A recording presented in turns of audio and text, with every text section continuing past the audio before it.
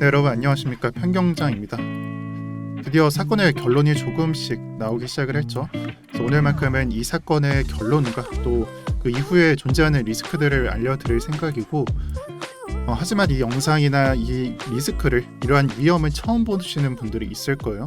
이미 비트시그널 25시 제 채널에는 이 사건이 터지기 전에 어떤 리스크가 있고 여러분들이 어떤 걸 조심해야 되는지 천천히 정리를 해놨습니다. 그래서 상중하로 나누면은 지금 마우스 포인트가 있는 곳이 상편, 그리고 어제 영상이 중편 정도 되고요. 오늘 영상이 하편, 거의 결론으로 보시면 될 것 같습니다. 그래서 오늘은 결론 부분과 미래에 대한 얘기를 하고 리스크에 대한 얘기를 하고 싶은데, 그래도 처음 보시는 분들이 있으니까 정말 짧고 간결하게 사건만 정리하도록 하겠습니다. 이러한 문제가 터지게 된 것은 이틀 전이 아닙니다. 지난주 주말서부터 저도 좀 긴밀하게 보고 있었던 소식인데, 두 거래소 간에 어떠한 문제점에 대한 루머가 퍼지고 있다라고 말을 하면서 이전에 셀시우스 문제라고 알고 있는 3AC 문제처럼 좀 약간 심각해 보인다라는 것이 트윗에 올라왔습니다. 그리고 그 이후 바이낸스의 창펑자오는 FTX가 좀 문제를 가진 것으로 보인다. 그래서 나는 FTT를 매도하겠다라고 알렸고요. 이로써 뽀고리에 대한 창펑자오의 정조준이 시작이 되고요. 그 이후로부터 FTX 알라메다 측에서는 너가 매도를 때려봤자 우리는 $22를 방어할 것이다 라고 알렸지만, 실제는 공포 매물과 사람들의 매도로 인해서 $22는 뚫린 지 한참 됐고 어제자 점심경에 뚫렸고요. 그리고 오늘 새벽으로부터 또다시 합병 소식이 알려지자마자 한 15, $14에서 다시 $2까지 그냥 폭락한 걸 볼 수가 있습니다. 제가 첫 영상을 올렸을 시점이 이 부분이었는데 지금은 거의 종결이 되는 것 같다라고 말을 할 수가 있고요. 그렇다면 이러한 문제가 왜 터졌냐? 애초에 이 창펑자오는 어떤 문제점 때문에 FTT를 공매도 때렸냐? 라는 것에 대해서 조금은 생각해 볼 필요가 있는데, 제가 삼각형 구조를 그리면서 약간의 다단계 구조랑 비슷하다라고 말을 드렸어요. 그래서 토큰 프라이스를 펌프한다, 즉 그냥 코인 가격을 올린다라는 말에 해당하고요. 이것을 통해서 밸런스 시트에 이득을 내고 투자자들에게 뭔가를 받는다, 투자를 받는다는 게 되겠죠. 그래서 알기 쉽게 정리를 하면은 코인을 펌핑하고 투자자한테 돈을 받고 이득이 난 것처럼 꾸며서 투자자한테 돈을 받고, 이로써 또다시 그 코인의 가격을 올리게 되는 행위를 말합니다. 중간엔 부여 설명이지만 결국에는 코인 가격을 올리고 투자자한테 돈을 받고 계속 순환시켜서 펌핑을 시키는 그런 행위를 말하고, 이런 것들을 루나 사태랑 비교를 하면서 거의 똑같은 구조죠. 루나는 루나 코인을 올렸고 또 거기에 더해서 USDT에 자금을 공급을 하고, 이 사이에는 사실 고리의 프로젝트가 들어가죠. 디파이로 연 이율을 20%, 30% 넣는 등 그런 프로젝트가 있었는데 거의 동일한 그런 프로세스를 갖고 있습니다. 자, 이렇게 문제를 직시하고 매도를 했고 매도를 알렸고, 실제로 FTT는 $22에서 한참 아래 가격까지 90%까지 하락을 맞이합니다. 그리고 이런 공포 이슈가 나오자 비트코인은 직전의 매물대, 직전의 저가를 이탈하는 모습을 어제 자정경에 보여주고요. 현재는 18K 부근의 가격에 위치하고 있습니다. 그리고 이 FTX랑 바이낸스의 문제는 현재 시점에서는 합의를 하고 바이낸스 측에서 FTX를 인수하는 측으로 가게 됩니다. 이 영문을 읽다 보면은 합병에 대한 얘기가 나오게 되죠. ROI는 인수 합병을 한다는 것이 아니라 합의에 대한 우호적인 성명을 내비치는 것과 같습니다. 근데 왜 합의가 아니라 이런 내용을 말을 하냐? 사실 기업의 인수 합병이나 아니면 이런 좀 공격적인 합병은 성사되지 않을 때도 많습니다. 그래서 만약에 합병이 0에서 1이라고 생각을 해본다면은 지금은 뭐 0.5, 50%에 와 있을 수도 있고 아니면 99%에 와 있을 수도 있습니다. 확정된 것은 아니다라고 말씀드리고 싶고, 제가 왜 이런 말을 하냐면 사실 뭐 내용을 보면은 거의 인수 합병 확정이잖아요. 합병을 하는 게 SBF 트위터를 봐도 그냥 합병된 것 같고, 창펑자오 트위터를 봐도 합병된 것 같고, 하지만 합병에 대한 뉴스를 많이 보시는 분들은 아실 거예요. 이 조건을 맞추는 게 굉장히 힘들다는 거. 그리고 지금 사이트가 트위터인데 트위터도 합병할 때 문제가 많았죠. 정말 말도 안 되는 일론 머스크의 행동으로 인해서 그게 좀 무산될 수도 있었고, 거기에 정말 언론 플레이 등도 많았고요. 그래서 제가 이 중간 단계에 있다라고 말씀을 드리는 것도 이런 방식으로 이해를 하시길 바랍니다. 지금 언론이나 아니면 다른 매체 등에서는 인수합병 절차를 밟고 있다, 매각 절차를 밟고 있고, 또 일부는 인수까지 언급을 하는 것 같습니다. 하지만 인수합병이 완결되고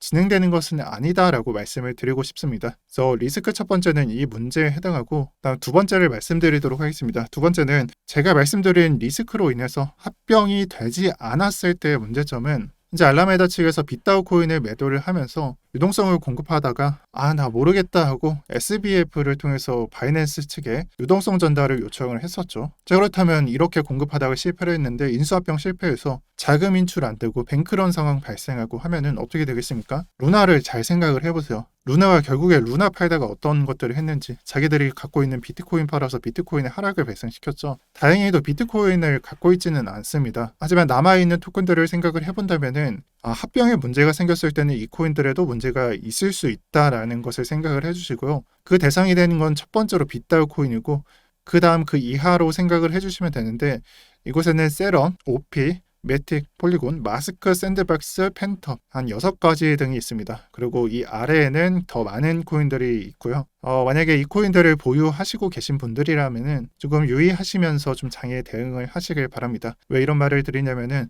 사실 여기에 있는 코인들 중에서 최근에 장세가 좋았던 매틱의 경우에는 이미 알라메다 측에서 바이낸스를 통해서 유동성을 공급한 이후입니다. 그리고 그 이전에는 빗다우 코인을 통해서 매도를 했었죠. 지금 현재 상황에서는 매도할 이유가 없습니다. 인수된다 하니까 유동성을 공급할 필요가 없으니까요. 하지만 그게 실패를 한다면은 방금 말씀드렸던 코인들 한번 생각을 해보시고, 자, 그래서 빗다우와 FTT 포함해서 6가지 코인 외에 좀 조심해야 될 코인들이 있는데 솔라나에 해당하겠죠. 지금 솔라나가 떨어지는 이유에 대해서 사람들은 2가지로 생각을 합니다. 첫 번째로는 FTX와 연관이 아주 긴밀하게 연관이 되어 있었기 때문에 떨어지는 것이다 라고 보는 사람과, 두 번째로는 이 솔라나의 언락 물량이 풀려서 이런 식으로 더 하락을 하는 것이다 라고 말을 합니다. 저는 이것을 설명할 때 지금 현재 떨어지는 이유는 두 번째, 언락 물량 때문에 그렇다라고 말씀을 드리고 싶고, 첫 번째 이유로 하락을 볼 수 있는 이유는 합병이 불발됐을 때도 솔라나는 좀 조심해야 된다라고 말씀드리고 싶습니다.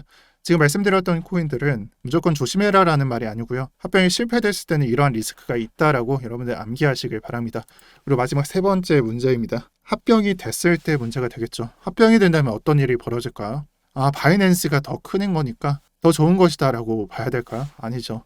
지금 거래소들을 보게 되면은 바이낸스 중국 거래소죠. 코인베이스는 미국, FTX도 미국이었고, 서방과 동방을 나누게 되는데, 그런 거 다 따지지 말고 시장을 점유하는 그 퍼센트가 독점 수준에 와 있습니다. 즉 독점 수준을 유지하게 된다면은 이전보다 공정한 거래는 할 수가 없겠죠. 투자자들에게 신뢰성을 떨어뜨리고 불안감을 주는 영향을 미칠 것입니다. 그리고 이러한 영향은 장기적으로 미칠 것으로 저는 생각을 합니다. 저는 애초에 독점 때문에 인수할 것 같지는 않다라고 생각을 했었습니다, 원래. 근데 지금 기사를 보면은 대부분이 인수합병 측으로 좀 향하고 있는 것을 보이고, 참방자와의 트위터를 보게 되더라도 인수합병이 실패했을 때는 어떤 식으로 유동성을 마련할 것인지 보험 같은 얘기를 하면서 인수합병 될 것처럼 말을 하고 있습니다. 그렇다면 성공했을 때는 그러한 리스크가, 독점에 대한 리스크가 존재하게 되겠죠. 그래서 오늘은 3가지 리스크에 대해서 말씀을 드렸습니다. 자, 그리고 마지막으로 여러분들께서 인식 안 하시고 전혀 걱정 안 하셔도 되는 문제에 대해서 말씀을 드릴게요. 루나가 문제되고 비트코인에 정말 떡락이 나왔던 것은 이 자체가 소멸되고 파산을 했기 때문에 그렇습니다. 하지만 지금으로서는 FTX는 누군가 사갈 것이고 누군가 운영하게 되겠죠. 이것을 포함한 FTT도 그렇고요. 아예 파산을 하고 가격이 그냥 0.000 몇 달러가 됐던 것과 적어도 막 0.1달러, 1달러를 기게 되는 것은 다릅니다. 오늘 말씀드렸다시피 그 루나 사태 때랑은 좀 다르니까 좀 구분해 가시면서 잘 보시면 좋겠고요. 정말 그냥 사소한 문제도 많죠. 애초에 말씀드렸던 합의 얘기점도, 이 합의점을 찾기 전에 SBF는 BNB를 던지면서 약간 삼펑에 대한 도발도 했었고, 이것을 통해서 BNB를 좀 건드려 봤지만 BNB도 떡락할 코인이 아니니까 떡락이 안 나왔습니다. 그냥 펌핑 앤 덤핑만 나왔죠. 이런 사소한 문제들은 여러분들께서 좀 인식을 안 하시고 잘 보시는 게 낫겠습니다. 오늘 제가 말씀드린 것만 좀 체크를 해보세요. 자, 오늘 영상은 2개로 나뉩니다. 파트 1과 파트 2. 지금 보고 계신 게 파트 1에 해당하고요. 제가 요즘 한 3일이나 4일 정도 비트코인 차트를 복기를 못했습니다. 정말 중요한 것들만 말씀을 드렸는데 파트 2에서 말씀드릴게요. 영상 촬영 다시 해서 오늘 영상 2개 올리도록 하겠습니다. 그래서 두 번째 올라가는 영상은 지금 현재 하락이잖아요. 제가 늘 말씀드리다시피 하락 기점, 하락이 가속되는 시점에서는 저점을 잡고 매수할 준비를 해야 됩니다. 고점에 오갈 때, 상승할 때는 선물에서는 숏을 보고 방향성을 아래로 봤듯이 지금도 똑같이 준비를 하고 계셔야 됩니다. 그럼 이 신호를 어떻게 볼 것인지, 어떤 것들을 보게 될 것인지 오늘 말씀드리도록 하겠습니다. 그래서 오늘 영상 몇 시에 올라갈지 모르겠는데 제가 파트 2 영상은 자정 전에 올려드리도록 할게요. 네, 그리고 오늘은 댓글 하나만 읽고 넘어가도록 하겠습니다. 제가 보통 댓글은 안 읽어드리는데 좀 생각하게 만드는 댓글이 있더라고요. 제가 요즘 영상을 찍을 때 그런 말을 많이 합니다. 뭐 약간 글을 다시는 분들이라면 이렇게 생각을 할 텐데라고 막 말을 하면서 설명을 하는데, 이게 제가 악플을 신경을 안 쓴다라고 말을 하고 좀 생각을 했지만 저조차도 좀 스트레스를 많이 받았나 봅니다. 그래서 응원해 주시고 댓글 달아주시고 좋게 보시는 분들한테 감사하다는 말을 전해드리려고 읽었고요. 저도 악플러를 보는 모습은 똑같습니다. 하지만 그게 계속될 때 여러분들께서 2년 동안 안 좋은 소리를 듣는다라고 생각을 해보세요. 하루 이틀이면 버티고 한두 달이면 버티는데 2년째 되면은 사실 영향을 받을 수밖에 없습니다. 그래서 좀 많이 이해해 주시고 좋은 댓글 달아주셔서 감사합니다. 네, 그리고 영상 마지막으로 이 말을 전해드리고 싶어요. 제가 이틀 전에 이런 말을 들으면서 FTT가 좀 위험해 보이니까 여러분들께서 인식을 하고 계셔야 된다라고 말씀을 드렸는데, 대비를 하신 분들도 있을 것이고 아니면 넘어가셨던 분들도 있을 것이고 아니면 아예 못 챙겨 가셨던 분들도 있을 겁니다. 시간이 없어서. 그러신 분들, 정말 시간이 없으시거나 좀 이런 긴급 이슈들을 챙겨가고 싶으신 분들은 여러분들께서 보고 대응을 할 수 있는 무료 선물방에 입장을 하셔서 좀 미리 대비를 해야 되지 않나라고 생각을 하고요. 이 링크를 통해서 입장하시고 자료를 받아가시는 걸 추천을 드릴게요. 잘 생각을 해보세요. 이틀 전에 FTT 이슈가 터지기 전에 이 이슈에 관해서 다루던 사람, 유튜버가 있었나요? 아마 몇 없었을 겁니다. 이제 사건이 터지고 나서야 그냥 뉴스를 복붙하는 등 그런 행위들이 나오겠죠. 그래서 여러분들께서 잘 생각해야 되는 거는 저를 포함해서 여러 명의 사람이 있고 그 여러 명 각 개인의 생각과 가장 중요하게 생각하는 이슈가 다릅니다. 그렇다면 어떻게 해야 될까요? 정말 객관적으로 생각을 했을 때 가장 중요한 이슈를 체크를 해야 되겠고, 그에 필요한 것은 각 사람들의 정리된 이슈를 받아가는 게 중요하겠죠. 한 가지 사람만 듣는 게 아니라. 그래서 제가 운영은 하지 않지만 무료 선물방 입장을 하시면은 현재 시장에 대한 이슈가 무엇이 있는지 받아가실 수가 있고요. 그걸 통해서 여러분들이 손쉽게 핵심 이슈들을 받아가셨으면 좋겠습니다. 오늘 영상 여기까지 하겠고요. 저는 2편에서 뵙도록 하겠습니다. 시청 감사드립니다.